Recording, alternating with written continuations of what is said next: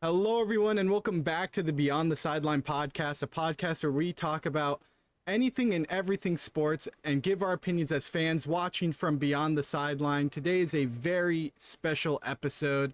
Not only do we have our regular co host, Jake, but we have a very special guest, our first guest since restarting and rebooting the podcast.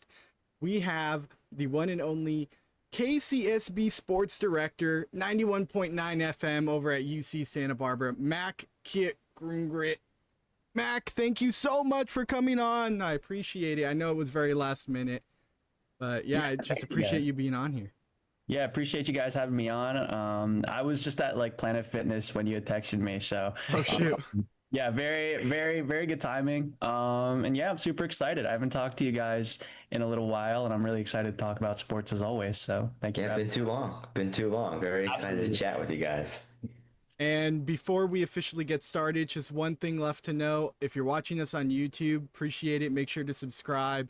And also be sure to listen to us on audio only platforms on Spotify and Apple Podcasts. So today, we got a few things to cover. Obviously, MLB is a big topic right now with the draft and All-Star game just ending. But since the last time we recorded the podcast, I think it was right before Game 7 of the NBA Finals. So we have yet to cover NBA free agency. So I think we should spend a little bit of time on that.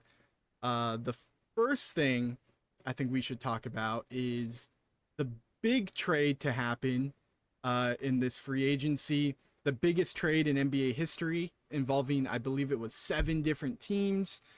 Kevin Durant is heading to the Houston Rockets. I mean, that is got to be a crazy move. I don't know how he's going to fit in that system. They gave up a lot of people just to get him. The Suns got rid of a lot of big contracts. They're getting a lot of younger guys.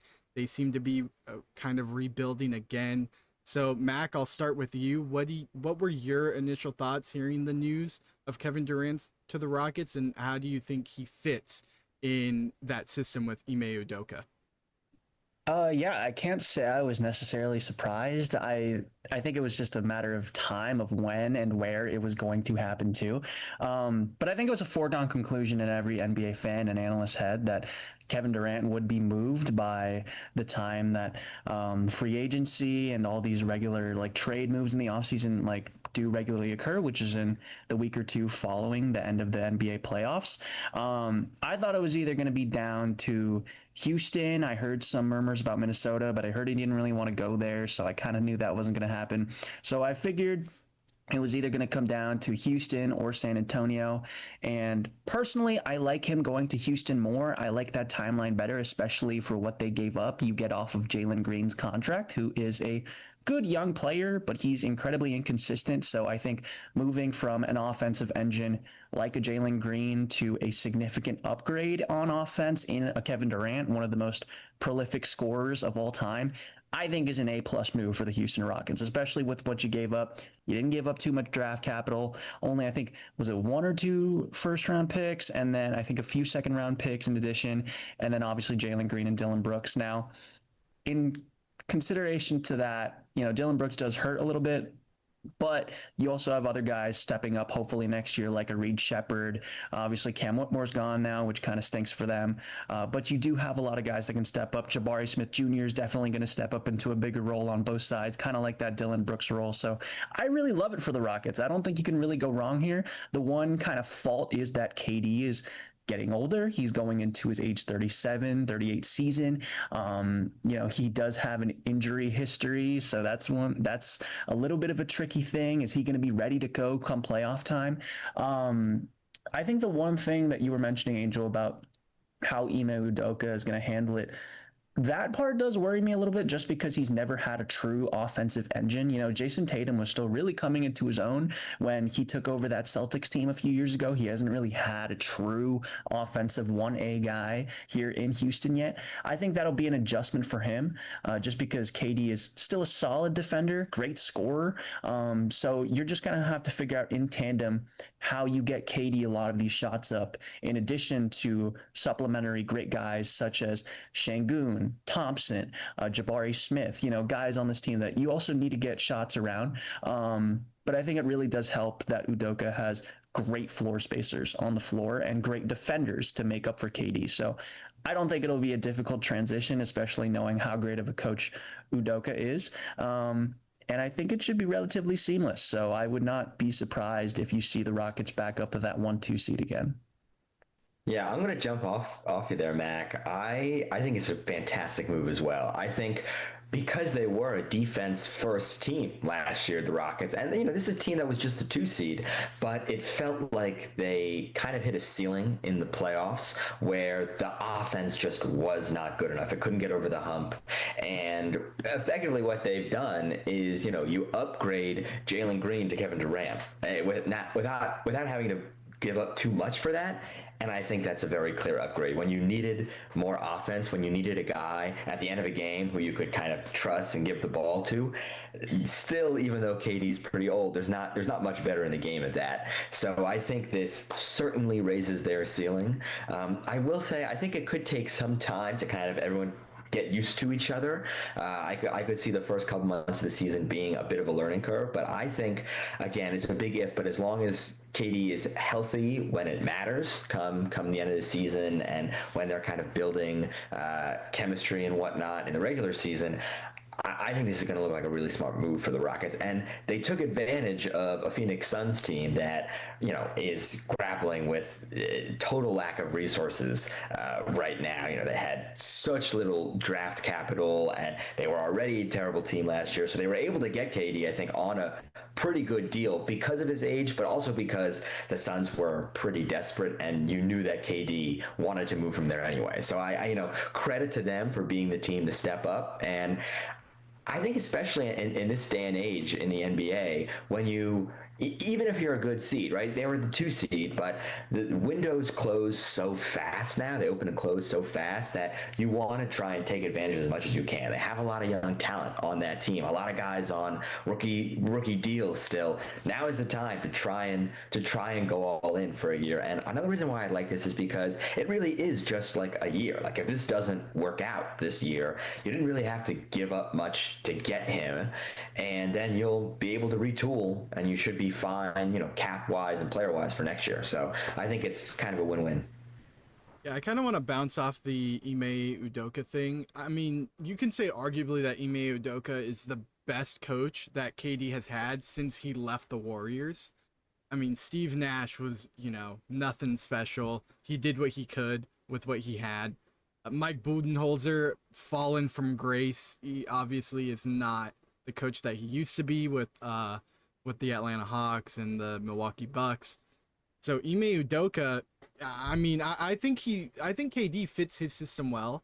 There's probably a lot of stability there at the coaching position. I don't think the Rockets are going to move on from him anytime soon, barring something that happens. I mean, who knows? Maybe KD is like LeBron and wants him out, but I mean, I don't know how to feel about it. Obviously, he's 6th in the Western Conference, so he's not going anywhere. But I mean, I really like it. It's a different system, a much younger system. I think he's now the oldest guy on that team. Correct me if I'm wrong, but he's definitely going to have to play a bigger leadership and veteran role than he has in the past. Like, let's say with the Suns, where he had Chris Paul for a little bit. Devin Booker, although much younger than him, has been in the league for years now. With the Warriors, he had Curry, Clay, and Draymond. Even on the Nets, he had Harden and Kyrie for the little time that they spent together on the court and off the court. So it's definitely going to be an interesting move now with everything that's going on. I mean, the Knicks are definitely without a doubt contenders now. The Thunder, congratulations on that. I know it's probably been a while, Max, since you heard that as a Knicks fan. Yeah, I want to talk about that in a little bit, but we'll definitely talk about the Knicks probably right after this, honestly, since we're kind of talking about coaches. But yeah, I mean, you have the Thunder now who are coming off of a championship. The Pacers are great. I know they just lost Miles Turner, but they still got all of their core guys essentially. I mean, it's definitely going to be interesting to see how KD pairs up in in Houston. But I mean, let's talk about the Knicks. They had a for what it's worth, they had a great season. They had a great run. I personally thought that they were going to make it to the finals. I would have loved to see them go up against OKC, but you know, it is what it is. Tyrese Halliburton did his thing. They ultimately forced a game 7, which I didn't think that they had the ability to do, but I wasn't surprised, honestly, in a way. Like like it could have happened, but I just didn't expect it to happen. But the Knicks then let go of, in a shocking move, let go of Tom Thibodeau, and now they have Mike Brown. Mack, I know before school let out, you were looking at other guys that the Knicks you would have liked to have as the coach. I think one of them being Johnny Bryant, I believe his name is. But now you have Mike Brown, who I think is probably the best fit for the Knicks out of all the people that they could have gotten. I mean, you could have got Mike Malone, and a bunch of other, maybe Mike Budenholzer, if the Knicks swung that way. But Mac, how are you feeling about Mike Brown taking the helm of the New York Knicks?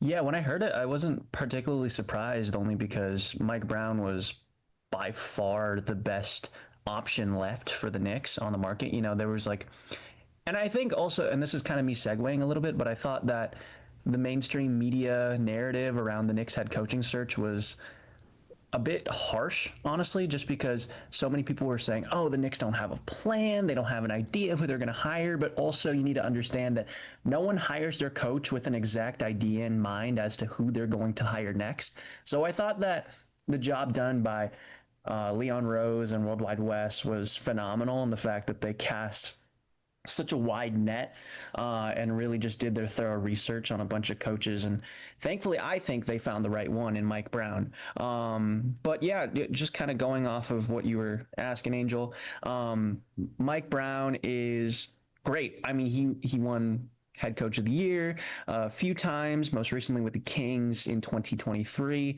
I don't really think that his firing was smart, even as a Knicks fan when I saw it. That was never his fault. The Kings are just kind of a mess of an organization, frankly, and they didn't have a good foundation in place. Also, people know how to counteract a game plan against a De'Aaron Fox and Domantas Sabonis-led team with not much depth. You have Keegan Murray, you have also Kevin Huerter, and then there's Malik Monk. But outside of that, it's not like a very deep team. So it's kind of easy to counteract that type of offense. But also Mike Brown, and I think you guys might remember this, I was screaming for this, I was ecstatic when the Knicks got rid of Tibbs. I like Tibbs. I'm very, very thankful for everything that he brought for the Knicks. I mean, he brought the Knicks out of the mud. They were in the worst possible situation before he got there. They're in the best possible situation after he left. So huge thank you to him.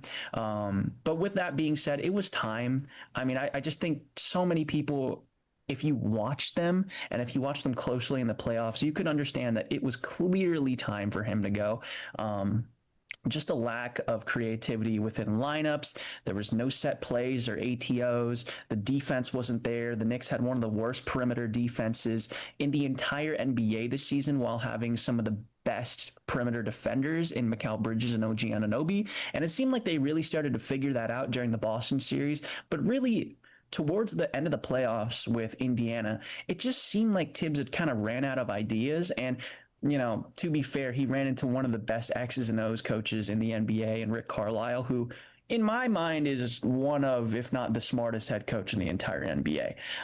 Just game planning wise, in-game adjustments wise, he's so smart if you ever watch a Pacers game. And I hate to admit that because I don't like the Indiana Pacers. So it's a little bit difficult for me to give him credit like that. But when you watch Tibbs against Boston make adjustments, it wasn't bad. It's what exactly they needed to do the entire season, which was to abandon hedging, to abandon Bridges at the point of attack. You need to have those guys out on the perimeter in the passing lanes. You need to have another guy on point of attack, whether that's just constant switching, having a guy like Brunson up there, or someone else like Anunoby or Cat, whoever it is, really. And you just need to switch constantly. And that's why they did so well on defense. And then in the Indiana series, it took them till game 3 to make a switch in the lineup. You know, you saw Mitchell Robinson finally start in the playoffs, which was something that the entire Knicks fan base was clamoring for the entire season up to that point, since Mitch had came back from injury, obviously. And then it took him till game 3 to utilize the bench and use guys like Landry Shamet and a DeLon Wright. And again, I was talking to you guys about this, but obviously those guys aren't the best options off the bench, but a team like Indiana that utilizes 11 to 12 guys, you need to go 9 or 10 deep at the very minimum, even if you don't have the best guys. And those are guys in Shamet and Wright who are both very experienced and can provide you some depth off the bench, much needed depth, shooting and defense. So I'm all for it. Mike Brown does run a lot of great offensive sets. He's a very smart defensive coach, and I think he'll be able to bring out the best in guys like McCall, OG, Deuce McBride, and Mitchell Robinson. And I do think that he'll make Cat and Brunson serviceable defenders. You don't need them to be great. So I love the move. I have a lot of thoughts. I'm really curious to hear what you guys have to think about it, because Jake, we kind of made you an honorary Knicks fan throughout the season. So yeah, I'm curious to hear what you guys have to say. Yeah, I think a lot of what you were saying about Tibbs, Mack, as good of a coach as he has been, and as much of a floor raiser as he is, it's kind of what people have said about Tibbs for his entire coaching career. He's just a little stubborn, right? I mean, he runs out the same rotations too often. He doesn't utilize the bench enough, and that kind of puts a ceiling on pretty much any team, no matter how they're designed. And you did see that in that Indiana series, certainly. And I think, for the Knicks, they're pretty locked in. My big takeaway was that they're pretty locked in on this roster financially and, draft capital wise, and, just with their offseason moves, they're basically going to have the exact same team. They're not going to have a lot of flexibility. And that's not a bad thing. This is an incredibly talented team that I think, 1 year removed, I think they should be just as good as last year, if not better. But they kind of, if you know that you're going to have the same players for the most part, then you have to do something different because you lost, right? Your season ended with a loss. So you couldn't just run it back with the same coach and the exact same players and expect this time around to make it all the way and win a championship. I think that would have been unwise. Now, again, the counter argument is that, well, when you throw in more variability, maybe they're worse this year. But I think you kind of have to take the risk. I don't think you have to be striving for more. So I think getting in a new coach, getting in new looks and new personalities, I think is the right move. And as far as Mike Brown specifically goes, I think he's obviously a very smart coach. It's hard to argue with someone who has a 600 career winning percentage over a pretty long coaching tenure with a couple different teams, and who just won Coach of the Year. How he'll mesh exactly with the talent on the Knicks, I think it's probably too early to tell. Again, this could go better than Tibbs, worse than Tibbs, but I think you had to try something new. So I'm happy that they did it, and I'm really intrigued to see how it will work exactly. But I mean, the expectation had to be, we're going for a championship this year, so last year wasn't good enough. So I like what they did. I mean, there's coaches that when they get hired, you just know they fit the culture. I always use this example, Dan Campbell to the Lions. Like, he just fits the Lions culture so well. And I think Mike Brown is one of those coaches. I think he fits not only the Knicks really well, but just the New York culture really well. I think he's going to do great. Coaching games in MSG. Like you guys kept saying, he's Coach of the Year, the most recent Coach of the Year, last year.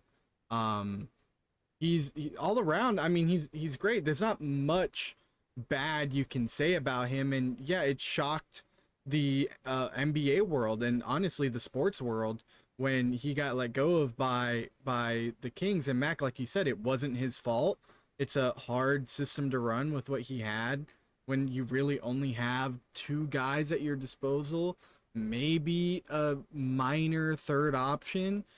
But I mean, it's really hard to tell right now how things are going to end up with Mike Brown as the head coach of the New York Knicks. But I think this is a really great move. It was time to move on from Tibbs. And I think Mike Brown is definitely going to take them where the Knicks need to be. A championship next year, really hard to tell with the Thunder being so good and as young as they are. But I think Mike Brown gives them that shot that Tibbs didn't. Yeah, and Angel, I want to say to your point, I love the Knicks praise out here today. I feel like I never hear this over at UC Santa Barbara. This is really, really a great, refreshing site. But yeah, no, in all seriousness, this is, and jog my memory if I'm completely wrong, but during Mike Brown's tenures as a head coach, this should be the most talented team that he's ever coached. I mean, he has coached LeBron, obviously. He coached those Cavs teams, but let's be frank, those Cavs teams were quite literally nothing without the best LeBron and the nobodies. Yeah, I mean, the best co-player that he's ever had was Zydrunas Ilgauskas on those teams. And, you know, I'm sure that 90% of your guys' fans and listeners probably do not know who that is. But also, I think... Also, Jake, have you ever seen that SNL skit where it's like LeBron it's like and the nobody, the other Cavaliers, like Pete Davidson, and that's one of my favorites. But this is seriously Mike Brown's best position ever as a head coach. I mean, he seriously, if you look at his track record, he's overachieved with every single team that he's ever inherited. Those Cavs teams, he won 60 games, I think multiple times with them, took them to an NBA finals. And obviously, you know, they kind of underachieved in the end, but those teams were quite frankly terrible outside of LeBron. And then he coached, I believe, 2 years with the Lakers, didn't do too bad with them, just got kind of fired prematurely just because of some front office drama. Angel, I'm sure you know, but those 2010s Lakers, the front office wise, it just wasn't handled well at all. That was rough. Yeah, and then he was obviously a very successful assistant for San Antonio and Golden State most recently, goes to Sacramento and completely overachieves with that team. So many of those teams, actually, those teams were always projected to be in the play-in or were projected to fall out of the playoffs overall. And Mike Brown led them to a top 5 seed in the West one year, led them to the play-in the next, when they shouldn't have even been in that conversation even to begin with. So I think that, like you said, Jake, this is a much-needed move for the Knicks. Tibbs was just kind of growing too stubborn with his old ways and his conservative ways, and the Knicks just needed to change at the helm. And I think this is going to be really great to unlock a not so iso ball heavy offense with the Knicks, an offense that can move the ball more, that can get guys be more aggressive, have more definitive roles within the offense, and then also have more of a clear constructive defense than just, okay, you're going to guard this guy, and if Brunson and Cat get in the offense, then they're just going to, or get in the defense, excuse me, they're going to hedge, and then someone else has to recover for them. So hopefully Mike Brown, and I'm sure he will, but I'm really hoping that he finds a way to make everyone competent defenders and then making a really good offense. But 2026 Knicks champs, we're here for it. I'm right here for it. I want this, man.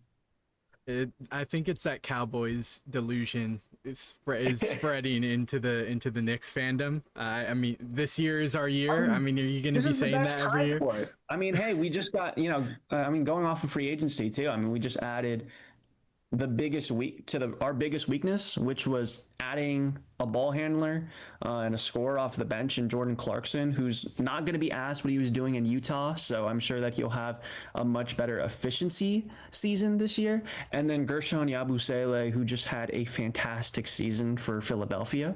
So you add to your bench, you make it much, much better than what it was. So next year you got your starting 5, and then you got Josh Hart moving back to your bench, who I always thought was more of a bench player than a starter. And I think he's one of, if not the best bench guy in the entire league when he's coming off the bench. And then you have Deuce McBride, who may or may not start, but also is just an incredibly efficient catch and shoot guy and 3-and-D guy. And then obviously you have Clarkson and Yabusele. So I think if the delusion is settling into reality, I think no better time than right now, man, for Knicks fans, especially with the fact that they just made the Eastern Conference Finals. This might be the most reality-driven delusion that I've ever experienced. So, Yeah, and you mentioned Jordan Clarkson in it. I literally just remembered that. I mean, now you have two former Lakers teammates as teammates now, Jordan Clarkson and Josh Hart. Before Jordan Clarkson eventually got traded to the Cavs, they were teammates for a little bit. Yeah, dude. I mean, hey, I don't know if it's a Laker thing, but they should have kept them, man, considering that Clarkson ended up being sixth man of the year, and now Josh Hart is probably the best rebounding guard in the entire league, and has a great Swiss Army knife. So I'm feeling a little bad for you, but also I'm feeling really great for myself. So I'm sorry, man. No, I know the Lakers are so good at producing like young talent, and then as soon as they start to get good, they trade them away for win now players. I mean, look at Lonzo. I mean, he's been doing pretty decent at with when his time in Chicago, and his time in New Orleans. Josh Hart has been killing it with the Knicks. Jordan Clarkson, as soon as he went to Utah, and even when he was with the Cavs, did great. Ivica Zubac has been phenomenal with the Clippers, and I hated the trade when it happened. We got Mike Muscala. I mean, what is that gonna do for us? But I mean, I digress in that situation. It sucks. But I kind of want to stick with the Lakers, and I think this will be our last topic before we move on to the MLB side of things. But uh, I mean, you can argue that KD to the Rockets was the biggest thing that happened during the free agency period. But for me personally, the selling of the Los Angeles Lakers from the Buss family to the Los Angeles Dodgers owner Mark Walter has got to be the biggest news in sports this year by far.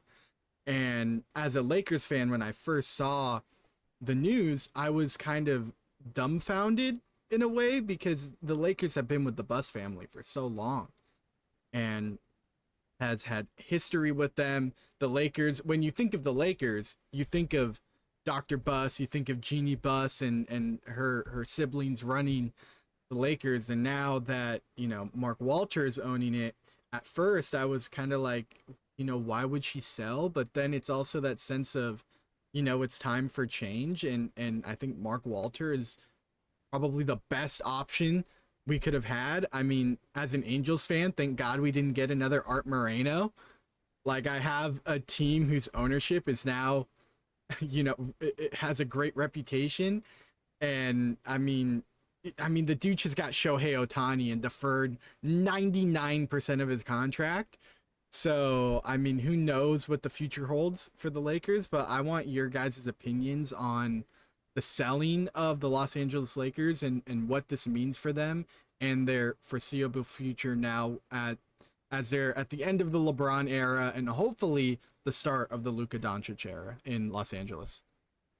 Yeah, it's really interesting. I do think the fact that you have the Dodgers minds now is a huge plus because what they've done with that franchise is, I mean, that is the golden standard across all sports. Honestly, how that organization is run in the Los Angeles Dodgers, and it makes a lot of sense that you would then take that to the Lakers. So I think it is pretty huge news. Again, I think you can't quite exploit things in the NBA like you can in baseball because of that salary cap and the luxury tax and the aprons and how all that works. But you can still, swing it. It's still, in favor of richer teams. It certainly doesn't hurt to be a richer team compared to a poorer one. So I think it's definitely a plus. And just kind of top down, just who makes decisions. I think it's not going to happen immediately. It's kind of like a long process because it does come from now all the way at the top. But I think it's a great move if you're a Laker fan. And I think they're in an interesting spot for this year in particular because it does seem as if, all eyes are on, all right, this is, Luka's team and we're going to try our best to now build around him. And we have this superstar. Obviously, you still have LeBron there. Does he go? Does he stay for this year? I think it's a very interesting situation now, and I'm very intrigued at how they play it, and it could go a lot of ways. But I think not necessarily short term, but long term, I like the Lakers' outlook for sure. Now that you have Doncic and those guys running the org. Mac, you got Got any thoughts about the selling of the Lakers? Yeah, I think it's the best possible thing for them. Frankly, I mean, I was kind of alluding to it earlier, but even as a Knicks fan, I've never really been a big fan of Lakers ownership and management. I think ever since Dr. Buss unfortunately passed away, I think it was about 10 to 15 years ago, I want to say. Yeah. Um, I think that Jeannie Buss and her siblings have done quite a terrible job of building that team. And obviously, they did build a championship. They got Anthony Davis. They now have Luka Doncic. But I think it's just a bunch of yes men and women in that ownership group and in that management house, including Rob Pelinka himself. I just think they kind of adhered to whatever LeBron James wanted them to do, which, I do understand adhering to your superstars' wants and needs, but also he just kind of ended up becoming a bit of a dictator and a tyrant towards kind of this end of his Lakers tenure. Like you saw drafting Bronny and then, going after a guy like AD and then doing all these other unnecessary trades like Russell Westbrook. All of these things happened because of LeBron. Whether he wants to admit it or not, it was because of his doing. And now he's unhappy and upset and wants things to go his way. It's just like, I don't know. I think it's kind of unprofessional the way everything was being handled. So I think that the fact that Mark Walter and his group purchased that majority stake in the Lakers is the best thing that could have ever happened to them. And also, I think Jake was mentioning this a little bit too, but the Dodgers are the best run franchise in baseball. They have been that way for the last 15 years. And that's not just by coincidence. They have such a great emphasis on like 50% player development and then 50% going out, being aggressive in the trade market, getting free agents. You've seen a bunch of their guys on their team right now. They either, kind of helped rebuild their swings and their offensive play styles, such as a Teoscar Hernandez, a Max Muncy, but they also have in-house guys that have been really successful for them over the years, like most recently an Andy Pajes, who just made the All-Star team. Gavin Lux is having a really good season with Cincinnati. He was pretty good for them the last few years. They also have other guys in their system who have been really productive for them over the years, like a Walker Buehler and whatnot. So yeah, I mean, this is the best thing possible. And also, Mark Walter's not afraid to spend his money. When he sees a shiny object that he likes, he will throw cash at it immediately. So I love it. For Lakers fans specifically, I think you guys are getting the best ownership group in not just basketball, not just baseball, but in professional sports. He's aggressive. He likes to make moves on the trade market. If something's not working or if he sees an upgrade or a potential upgrade, he'll go for it. So I love it for you guys. And I think it's the best possible move that the Lakers could have made at that time. Yeah, I mean, Mac, you touched on it a little bit. I mean, ever since the 2020 championship in the bubble, I think the Lakers have just been on a downtrend in terms of management. The handling of all the players that were leaving and how there wasn't a lot of transparency in trying to re-sign people, especially like Dwight Howard, who has been open about it with Jeannie Buss and how that was handled with the contract extension. Honestly, that was his agent's fault, but still, Jeannie Buss should have pursued more. The trading for Russell Westbrook, I agree with LeBron saying that the Lakers haven't had a clear direction since that trade. I think, honestly, it's been since the championship. The letting go of young players and going to side with old players. You get an aging Trevor Ariza, Kent Bazemore, didn't really help the team out that much. Then you just flip everything on its head within a year and start going young. Then you trade Anthony Davis at a time where the Lakers looked like they were going to go on a great run in the playoffs with the team that they had for Luka Doncic. And then you were in a weird limbo. Are we rebuilding for the future? Are we still going to win now? They ultimately lost in 5 to the Timberwolves. I mean, there wasn't a clear vision on what was going to happen post LeBron. But now I think with Mark Walter, as much as I hate the Dodgers, I mean I gotta respect their ownership. I mean you could say I'm like the Lex Luthor of the Dodgers. Like I am a generational hater.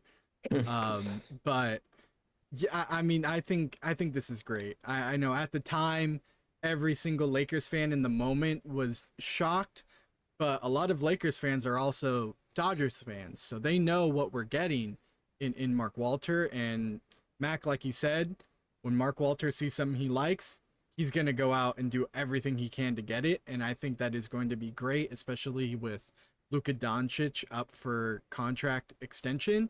I think he is going to do everything in his power to get him to stay in Los Angeles for the long term. But with that, let's move over to the MLB side of things.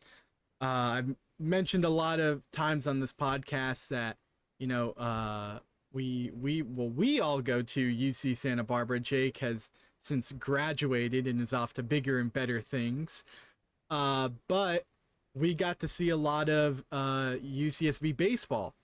One of those people being Tyler Bremner, who the Angels shocked everyone. Well, right after the Nationals shocked everyone with not taking Ethan Holiday and making him fall to fourth. But the Angels, who people thought, okay, maybe they get Ethan Holiday, maybe they get Kate Anderson, decide to take right-handed pitcher Tyler Bremner out of UC Santa Barbara. And I don't know if you two remember, but during the baseball season, I was saying I would love for the Angels to get Tyler Bremner. I think he can be great for them. The Angels need a pitcher. I think he fits the system well. And it's almost like I spoke it into existence because I'm just busy doing stuff for one of my summer classes and I forget, oh, the draft is on. I open up Instagram and the first thing I see is Tyler Bremner to the Angels at pick number 2. I was screaming my head off when I saw that announcement. I mean, that's insane to me. Yeah, it could not have worked out any better for like us as UCSB fans, like as Tyler Bremner fans. Like I love it. Like he goes so incredibly high, but I do think right, surface level, you take the guy who was kind of mid to late teens on everybody's big board, right? He was like 18th. He's like the 18th best prospect just on MLB.com. And people see that and they say, the Angels are awful. Why are they doing this? I don't understand. But I think it makes a lot of sense. I've kind of been on the Tyler Bremner train, the underlying metrics this entire year, even though a lot of things didn't necessarily work out for him this year. He always had elite numbers in terms of just strikeout to walk ratios and strikeout percentages and fit. He was always at the top of the Big West throughout this entire season. And I think for the Angels, you know, what they have tried to do over these last number of years that obviously has not worked out, but they want college arms. They want guys who are pretty darn close to the big leagues to make an immediate impact because they desperately need pitching. And so they saw a guy who they could get some value at. He obviously, I think a big part of it is that I'm sure he'll sign under the slot, which is $10.25 million. I'm sure he'll sign for a lot less than that because he wasn't viewed as highly. So you get a guy for a little cheap who they think is relatively close to big league ready because he's got 65 grade fastball and a 70 grade changeup, on the 80-point scale, which are, he's got two elite pitches. He can get up to 98 on his fastball. He's got, again, changeup's probably his best pitch that a lot of scouts across the big leagues really kind of fell in love with. I love it. I mean, I think he could be really good. I think at this point in his career with his stuff that he has right now, I don't think he's ready to be a major league starting pitcher. I think you need 3 pitches if you want to be a starting pitcher in the major leagues, and I don't think he has 3 major league pitches. I think he's got 2 right now, and I think, you could throw him into a bullpen at the beginning of next year, and he could be a pretty competent arm back there. But I think he needs some time to develop that slider a little bit more, to work on the command a little bit more. to really become, I think, his ceiling, which is a really solid major league starting pitcher, because I think that's in him. It was a blast to watch him in person as much as we did these last couple of years for me. So yeah, I mean, I think it's really exciting. It's awesome that he gets to stay so close to home, so close to UCSB. But I certainly get the shock value from around the majors, but I think it could totally work out. The Angels they don't develop pitchers particularly well, if at all. If Bremner had gone to a Brewers or a Mets or a Yankees, I'd be even more excited about him. But I think his stuff is polished enough already, fastball, changeup wise, that the ceiling is high, and I'm really excited to see what he can do in the majors. Mac, you got something you want to add? Yeah. I know you're not as high on Bremner as other people were. It's been a bit of a roller coaster this year for you. I don't know if you guys saw Derek in the group chat, but Yeah. what he posted, he was not kidding about me. I'm defending Tyler Bremner like my life depends on it. No, I love it. And I think, honestly, I think he is underrated. I think he's a great player. I think he's a great pitcher. But I mean, you guys know me. I've been playing baseball my whole life. I've been watching baseball the entirety of my life. I love it more than anything. But also, what comes with that is that I understand baseball like the back of my hand. And I go off the eye test a lot. And unfortunately, I'm going to be a lot harsher than you guys in this. Now, let me preface by saying that obviously I do understand that the MLB draft works a lot differently. And I think that's what people need to understand first, is that if you like a guy, you need to pounce on him and you need to take him early, because the MLB draft is not like, the NBA or the NFL, where you can trade picks or you have multiple picks from other teams. It's completely different. You got one pick, you got to make the best of it, is how it happens, unless you've been like punished for something and you get a pick taken away, like the Houston Astros, for example. But regardless, you have one pick out of 30 and you need to pounce on it, is how the MLB draft works. And the Angels really like Tyler Bremner. They saw him as the starting ace or an important member of their rotation for the future, and they pounced on him. They didn't want him to fall to any other team. They wanted to get him over guys like an Ethan Holiday or a Cade Anderson. And if a team likes a certain guy and they see him as their guy, then I can't dispute that. I mean, I'm not a member of the Angels front office or anything, so I'm super happy for him and for anyone around the station. And you guys know I'm a fan of Tyler Bremner. Like, I do really like him. I love watching him. He brought me a lot of joy over my freshman and sophomore years whenever he took the mound, and he was always super nice to me whenever I was able to interview him. So I'm super grateful for everything he gave to UC Santa Barbara and KCSB, and just all the amazing memories I was able to form watching him and commentating over his games. Now, with that being said, here's where I'll get into the bit of the negative Nancy part, which is the fact that it was an incredible reach, and they should not have taken him at 2. First off, just looking at it from the Angels side of things, you are the worst pitching development group in the entire Major League Baseball league. And it's just not pretty. I mean, you've seen it with guys like Griffin Canning is like probably one of the most recent examples. He goes from being a pretty terrible pitcher with the Angels, maybe not terrible necessarily, but very mediocre pitcher, and then he goes to the Mets and becomes a Cy Young candidate. You've seen it with other pitchers in the past. It's just not a place where pitchers go to grow and develop. Essentially, it's not really a baseball development place either. No. You've seen it with guys like, Joe Adell's been okay this year. He's having one of the better seasons of his baseball career, but Mickey Moniak got traded there a few years ago. He's not great. Matt Tice, one of their first round picks from a while ago, he's still lingering around. He's not very good.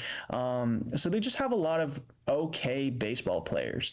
It's never like, oh, we have this young guy coming up, he's going to be incredible for us. It's, oh, we have this young guy, he's showing a lot of promise, but he's a quadruple A player. And unfortunately, I just don't think that this is the right spot for Tyler Bremner. Now, in regards to the number 2 pick, where he was selected, again, it's just a crazy reach. I mean, there was just so many other players of better value and in baseball, you don't really go off of positional need. You go off of best player available. It's not really like the NBA where all these guys are, ready to go at that moment. And I guess this is kind of like a positional need thing for them, but there were just so many other players that you could have taken off the board. Ethan Holiday. I personally thought that Cade Anderson should have gone at number 2. He was the best pitcher in college baseball the entire year. And, I think it's really great that Tyler Bremner gets to stay close to home in Southern California. He's from San Diego originally, so you guys know the California geography a little bit better than me. I think it's like an hour or two away from there in Anaheim. But yeah, I kind of don't like the pick at all for either side. I just don't think that the Angels are going to do well with developing Bremner. I think that they're just going to try and do things with him and rush him up to the major leagues when, again, Jake, I was telling you, we were talking about this the whole year. My 2 biggest discrepancies with Tyler Bremner was that he didn't throw a third pitch. He only has a fastball changeup combo, and that's going to get destroyed. And he kind of got destroyed earlier in the season and several times against Big West opponents. And then 2, he can't pitch with runners on base. That is the biggest thing with Tyler Bremner is that whenever he lets a man on first or a man on second, they always seem to end up being 2 to 3 run innings. So those are the biggest things with Tyler Bremner. And honestly, I just don't see a world where the Angels don't call him up early, whether that's this year or next year, rush his development, and he just ends up not panning out with the Angels. But honestly, I was telling someone this the other day, and I was kind of joking, but I honestly mean it. I really do think that Tyler Bremner is going to spend a few years struggling with the Angels. He's going to sign a cheap deal with an NL East team like the Mets or the Braves, and then he's going to end up winning a Cy Young. So that's what I think is going to happen, but yeah, unfortunately, as much as I love Tyler Bremner and as much as I'm really, really happy for him, I don't think this is going to pan out the way that, UCSB fans want. And I think it's just because I'm looking at this more as like a baseball fan. But yeah, I don't like it personally. So I certainly hear you, and I think the critique of the Angels, regardless of Tyler Bremner, is I think the biggest critique to have here. I mean, remember, I think it was the 2021 draft or the 2022 draft where the Angels only drafted pitchers. They had like their first like 22 picks were only pitchers. Not one of them panned out. Not one of them ended up being a relatively above average or even average major league pitcher. So that's the worry. But I will say, in terms of the Tyler Bremner specifics of it, besides that third pitch thing, which again is something that he can totally develop into, I think some of the struggling with runners on base is kind of just a college pitcher maturity kind of thing that I'm not worried about at the major league level. And again, you look at all of his numbers last year, and he was only 0.5 home runs per 9. That was top 10 in the Big West. He had the best whip in the Big West at a 1. He had the best FIP in the Big West at 3.11. He had the most strikeouts, the best strikeout per 9, the best 5 strikeout per walk. There's a lot to love, and that's only with 2 pitches, right? He did that, all of that, even with 2 pitches. He didn't allow very many home runs, and he struck out just about everybody that he wanted to, like 13 per 9. So I think that's what the Angels see in him. They see that stuff and they get really excited. And I agree, Mac. I would not be shocked at all if he is up opening day. 2026 opening day. That would not surprise me at all. Is it the best thing for Tyler Bremner? Probably not. I also agree with that. Is being in the Angels organization the best thing for any pitcher? No, it's definitely not. So I hope that he can kind of sort of overcome that organization. I think he does have the talent to do that, but that remains to be seen. But I get, yeah. And there were other great college baseball pitchers that were out there as well, but I think Bremner can be as good, if not better, than all of those other guys who were above him in that, he was 18. There were about 4 or 5 pitchers that were in college who were ranked above him on MLB's big board. I think he can be as good as all those other guys, but maybe the Angels hold him back, if anything. Yeah, I mean, I had someone ask me, you know, what I like with bias aside, if I like the pick. And if I'm being honest, I thought we were going to get Jamie Arnold. I was seeing him on the draft boards and all these blog posts that he was the guy for the Angels. And then as it gets closer to the draft, people were saying, you know, maybe Ethan Holiday drops, maybe Cade Anderson is the guy, and then come draft day, Cade Anderson was the guy. So that's who everyone is expecting the Angels to pick. And then obviously you see Tyler Bremner get called up, and it's a shock to the MLB community and Angels fans across the world. But I think, you know, I don't think Tyler Bremner, this is a bit of a tangent. I don't think Tyler, or a sidebar, I don't think Tyler Bremner to the Angels is the worst thing. I think what's even worse is that Cade Anderson went to a divisional rival in the Seattle Mariners. So now we have to see what could have been. Like, I think for if years those two to picks, come. I think if those two picks are flipped, we're sitting here now talking about how we're fired up, so fired up for Tyler Bremner's future, about how the Mariners are the best team to be for pitcher development, and they're gonna work on that slider, and they're gonna and he's gonna be a superstar. It's funny how like the board falls. It really is. No, yeah, and what's even funnier is that so in MLB The Show, when the draft happens, they give the first round picks their cards in the game. So Tyler Bremner got a 98 overall since he was the second overall pitch, and it's so funny to see what they gave him for his pitch selection. They gave him his fastball, they gave him a circle change, they gave him the slider that he doesn't throw often, but you know, you see it every once in a while. And then they gave him a sinker and a sweeper. I don't know. It's MLB The Show. But obviously you can't have a starting pitcher with only 2, even 3 pitches in the game, or even in the big leagues. And I think, you know, I've been hearing some people say that the Angels may bring him up as early as August or September. Knowing the Angels, I fully believe that. I wouldn't put it past him, but that'd be insane. I mean, that'd just be insane. No, yeah, it absolutely will. But at the earliest, I think you put him in opening day, 2026. But me personally, I think he should spend at least a full year in the minor leagues to develop that third pitch and possibly get a rare fourth pitch. Maybe he throws it out there just for a little bit of variation. But I mean, I do not think Tyler Bremner is big league ready in terms of 1 month out.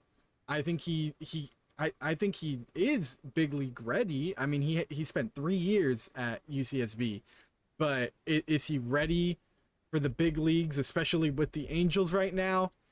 Me personally, I don't think so. I think he needs to develop, like you guys have been saying. Yeah, I'd agree. I mean, you guys kind of hit the nail on the head. I'm terrified of what the Angels are planning for him to be. I think that the Angels are just so. I'm sorry, Angel, but they are just so awfully run. Oh no, I totally agree. Yeah, I mean, they're just so awfully run to the point where what I see as the reality being is that, oh my God, we love Tyler Bremner so much. He's so good, and his stuff is already so big league ready. We're going to bring him up as a September call-up. And I think what's going to happen is he's going to get shelled because he's not ready and because he has not had time to properly develop. I think that I really agree with what you were saying, Angel. I don't think that Tyler Bremner should be up any earlier than 2027. I think that he needs the rest of this year. I think he needs next year in addition. And I think in 2027, he might be ready. And I would hope that he is. But I think that he just is not going to be anywhere close to the timeline of what the Angels think he's currently on. And that's what I'm really worried about. Yeah, I mean, I rant about this so much, but I absolutely hate the ownership and the front office of the Los Angeles Angels. I hate Art Moreno. I'm one of those many that thinks he needs to sell the team. Our GM is not the best either, but I mean, obviously the scouts saw something in Tyler Bremner that a lot of people may have not seen for him to be the number 2 overall pick. I mean, I mean, when we look at the draft boards when they first came out, Tyler Bremner was projected to be a top 4, top 5 pick. So, I mean, seeing him go number 2 overall is shocking, but not as shocking as it could be. Obviously, Right? Yeah. us knowing If his stuff. if this season never happened, right? If this draft happened before the 2025 college baseball season, 2 wouldn't look that crazy because he was going like 5 on in mock drafts before he kind of struggled in early spring. No, yeah, and then obviously, kind of early mid season, he started to slump, and then late in the season, he obviously got back up to where he should be, and he fell to kind of that mid teens area. He was ranked 18th going into the draft, and obviously, Angels pick him at 2, and everyone around the league is saying the only reason that they picked him is just because he is a huge underslot. Like they think he's good, but obviously you can sign him for way less and probably still get a good enough production out of him. But yeah, I mean I just saw last night the farm systems being ranked in the MLB updated for after the draft. The Angels are dead last, and I think this is Baseball America that God. ranked them. So For yeah, a team that hasn't made the playoffs in what 14 years now. I mean, to be dead last in the farm, that's just such a. I mean, oh my God, that's so kicking you while you're down. That's brutal. I pray for Brem.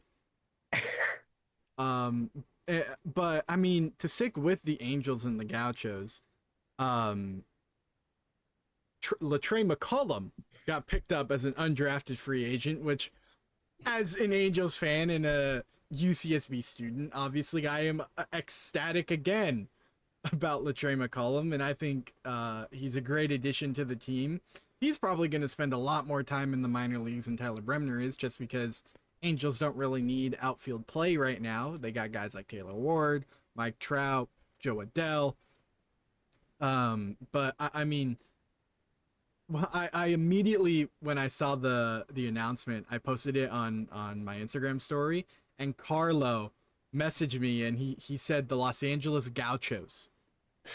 Now we got 2 Gauchos on the same team, so it's nice that you got 2 teammates going to the same team. But what are your guys' thoughts on the development of Latrey McCullum in the Los Angeles Angels farm system, and what he might translate into now that he is officially signed as a big leaguer?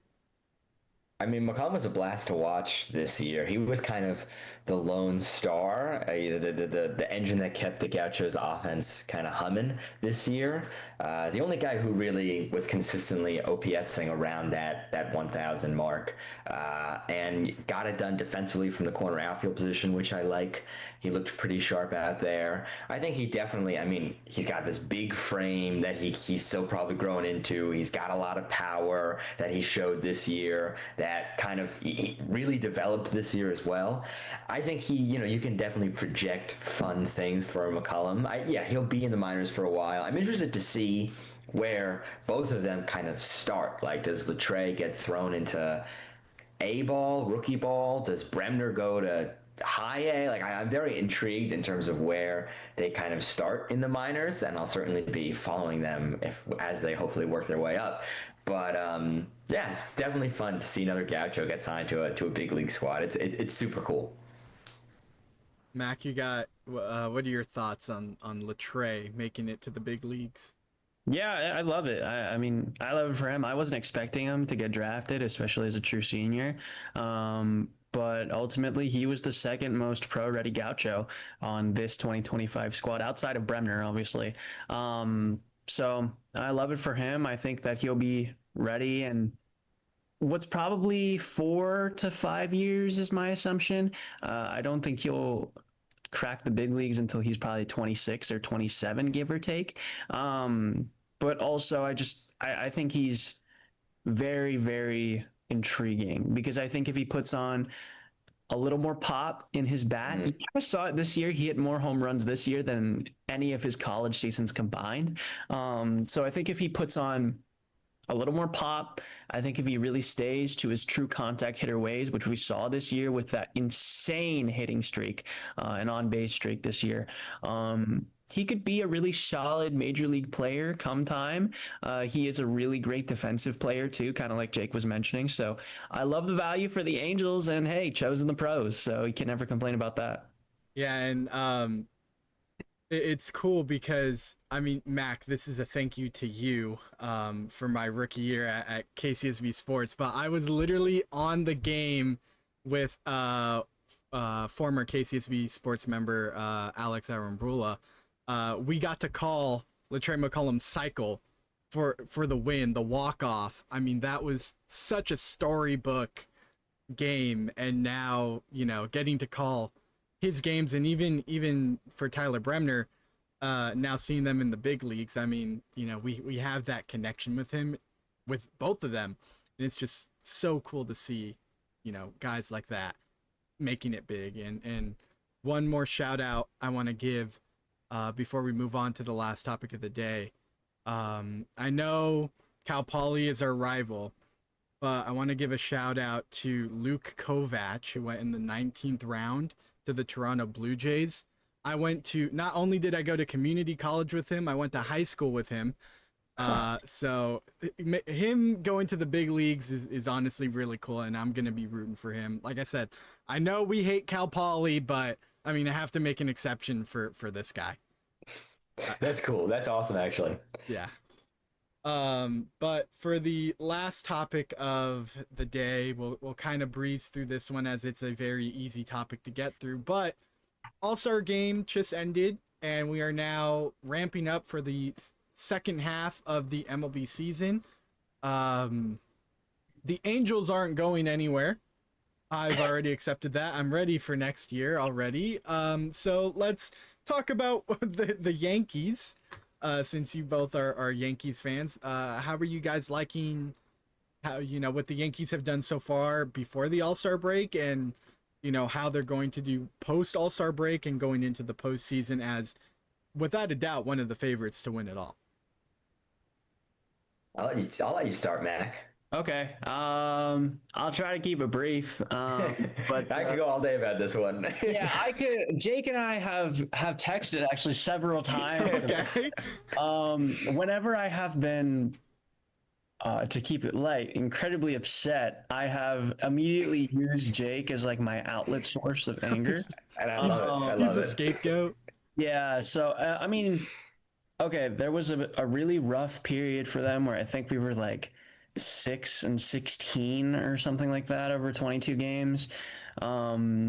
And then after the Toronto series, where we shouldn't have gotten swept, but we got swept, and then we lost first place, we kind of geared it back up again. We swept Seattle, and then we won a game against the Mets that kind of helped us out, and then we won a game against the Cubs, and we dropped the last two, but those are both relatively close games. So you can't really be all too mad at that, I guess, because that is a really, really good team in Chicago. I feel pretty good about them going into the second half of the season. Honestly, I just think they needed time to decompress. And I think Aaron Boone has these like mental lapses of judgment where he thinks that some players deserve to keep playing. And I think that a fresh sign to see from the Yankees was finally cutting a DJ LeMahieu's contract, which was 3 years overdue. But I just think this signals, okay, like we messed up, frankly, and we kind of just need to own up to our mistakes and look towards the now and the future. And I just think that continuing to start DJ LeMahieu at second base over a guy like Jazz Chisholm, who is an elite defender at second base, incredibly athletic and versatile, and you're playing him out of position every day at third, no. That's why he got injured in the first place. You don't want to risk that over the course of a 162-game season.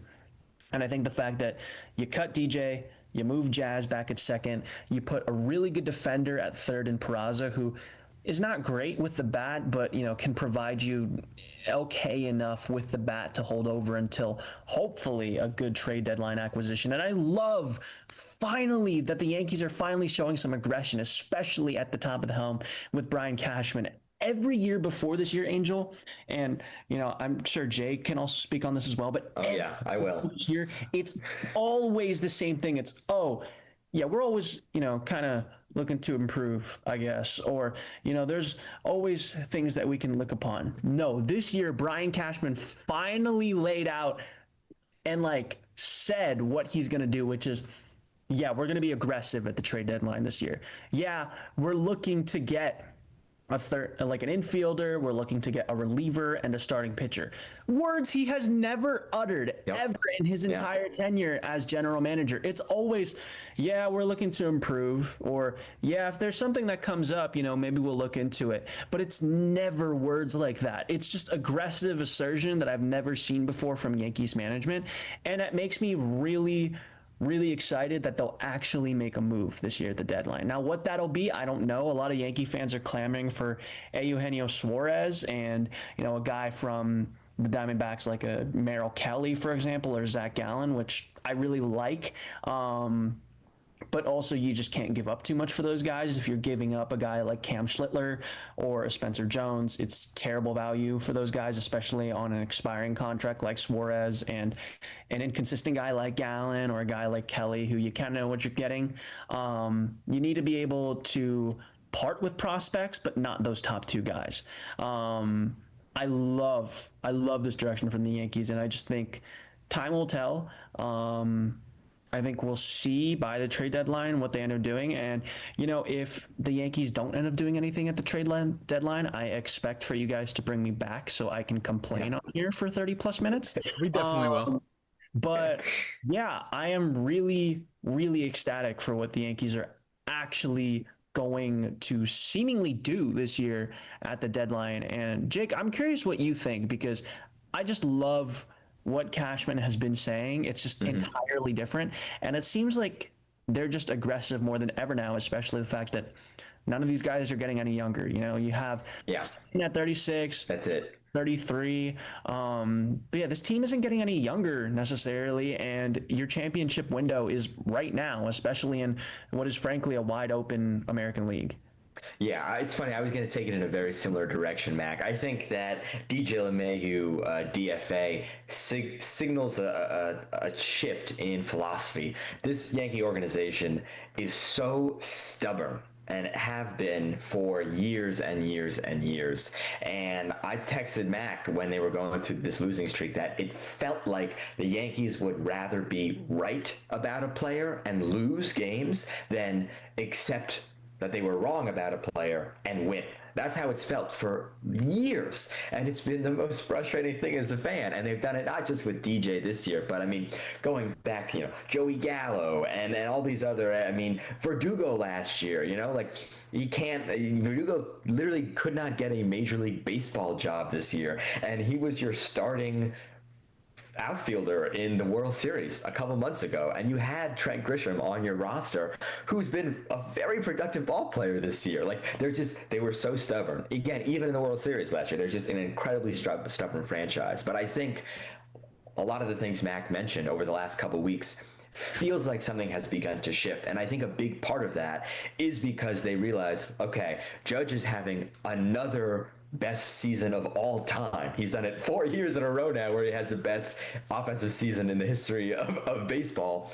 But how much more, he's, 33 or whatever. We really got to do something now. We have to push the chips in. We have to actually kind of give in and be aggressive and make things happen, because the window, they can kind of see the light at the end of the tunnel, the window closing a little bit. So I think at this moment in time with this Yankee team, are they good enough to make a deep playoff run in a very weak American League? Yeah, but I have no confidence in them currently constructed to go out and win a World Series. I think their bullpen is kind of totally in shambles, and with Clark Schmidt's injury, it really hurts things.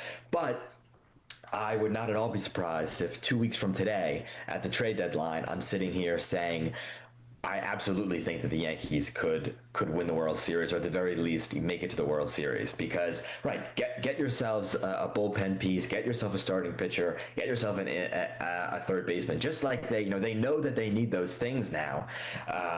go out and get it. And I think because the American League is so weak, if you have, Max Fried and Carlos Rodon, who have been two of the best pitchers in baseball this year, you have those two guys that you can throw out there for game one and game two.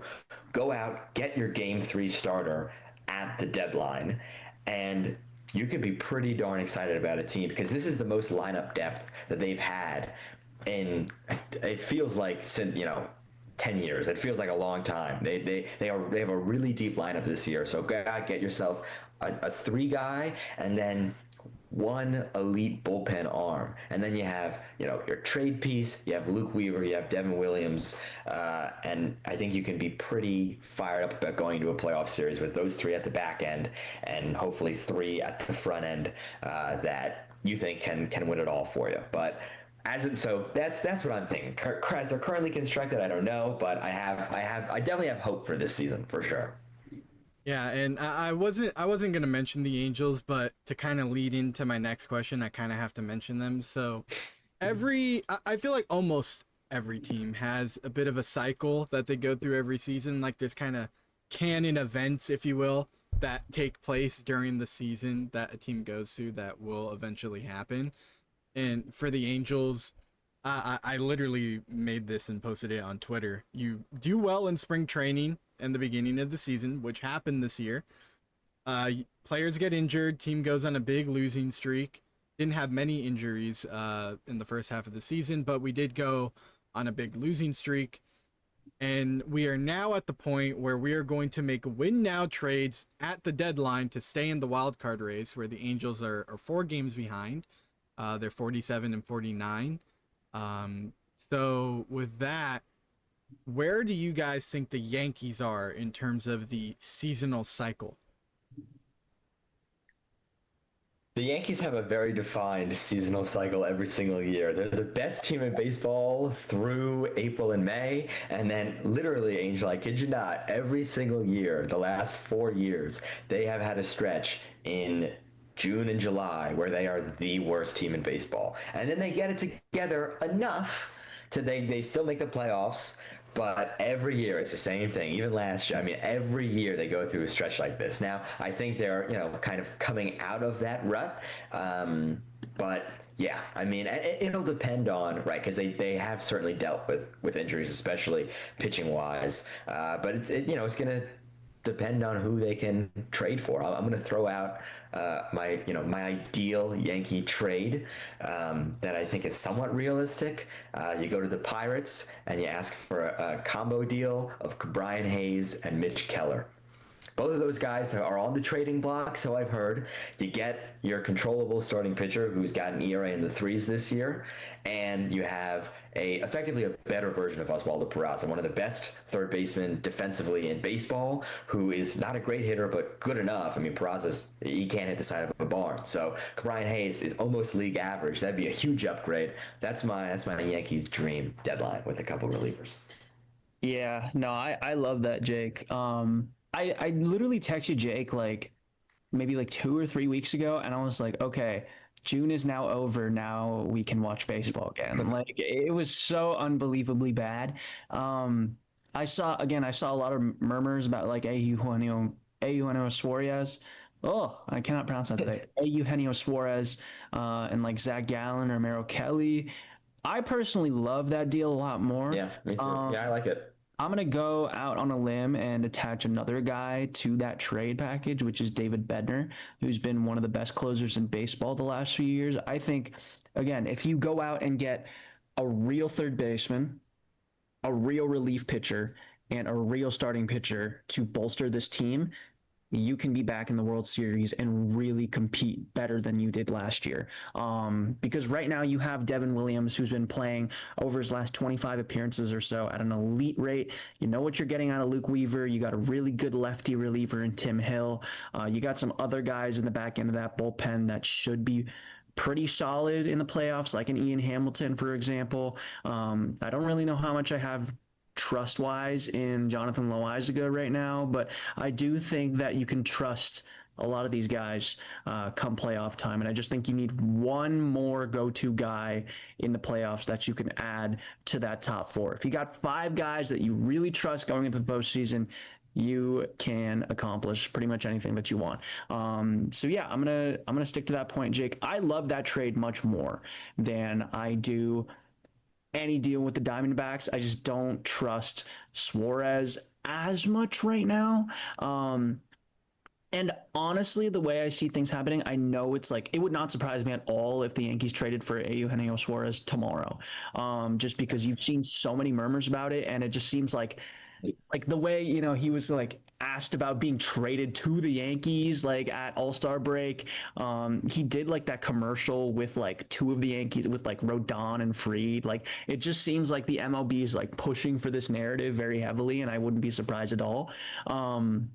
But also, it would not shock me in the slightest bit if Cashman just did a slight pivot and like traded for someone else, and then like a completely quiet trade like Brian Hayes, Mitch Keller, and David Bednar. That would not shock me at all if they just pivoted completely and did that.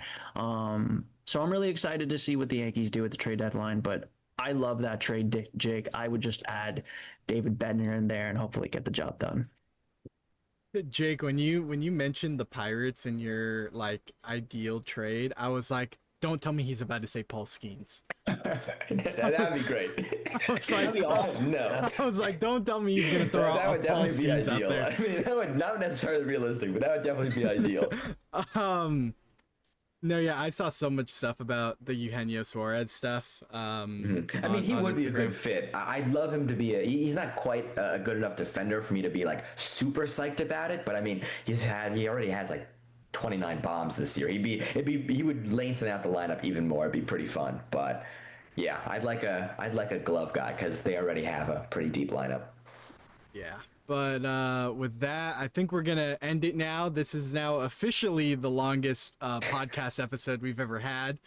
But I mean, I feel I like blame Mack. yeah. I like blame to Matt. yap, guys. You No, already I know. love it. No, it's fine. It's fine. We I need love it. stuff. I mean, our last two episodes, I think, were under 55 minutes. I think our last two were like 50 and 48. Wow. But I mean, it's summer. There's not much going on in sports world besides baseball. So I mean, there's not a lot to talk about. But I mean, Mac, thank you so much for coming on. I know it was very, very short notice. But yeah, I appreciate you coming on. It was nice talking to you, nice seeing you again.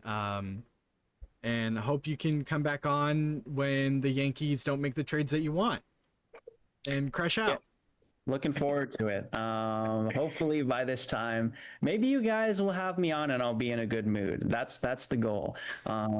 So yeah, looking forward to it. Thank you guys for having me on. Great to speak to you guys as always. And Jake, if I don't see you soon, good luck at Tulane. And then Angel, I'll hopefully be seeing you around the station sometime soon. Yeah, I mean, I'm coming back, so you'll definitely be seeing me. But yeah, with that, thank you all so much for watching the Beyond the Sideline podcast. As mentioned at the start of the episode, you can watch us on the video platform on YouTube or audio only if you prefer that on Spotify and Apple Podcasts. Thank you all so much for listening, and we will see you all in the next episode.